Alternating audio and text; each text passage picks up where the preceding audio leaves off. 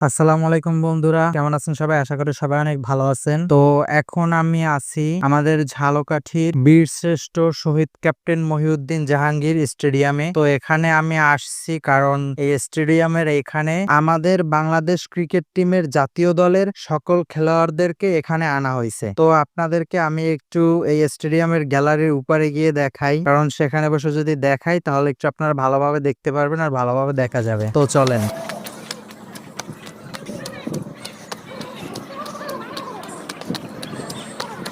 তো এই যে আমার সামনে যাদেরকে দেখতেছেন এরাই হচ্ছে আমাদের বাংলাদেশ ক্রিকেট টিমের জাতীয় দলের খেলোয়াড়। এই যে এখানে যাদেরকে দেখতে পারতেছেন, এখানে হাতে গোনা 2-4 জন বাদে সবাইকে এখানে আনা হয়েছে। তো এদেরকে এই বছর কোরবানিতে বিক্রি করে কোরবানি দিয়ে দেওয়া হইবে। এদের দ্বারা আর খেলাধুলার কোনো দরকার নাই, আর এদের পিছনে আমরা আর কোনো ক্রিকেটের জন্য যে বরাদ্দ টাকা এগুলো আর খরচ করতেও চাই না এদের জন্য। এদেরকে এই বছর কোরবানিতে বিক্রি করে দেওয়া হোক। এদের পিছনে টাকা খরচ করে কোনো লাভ নাই, তাই এদেরকে স্টেডিয়ামের এখানে আনা হয়েছে এবছর।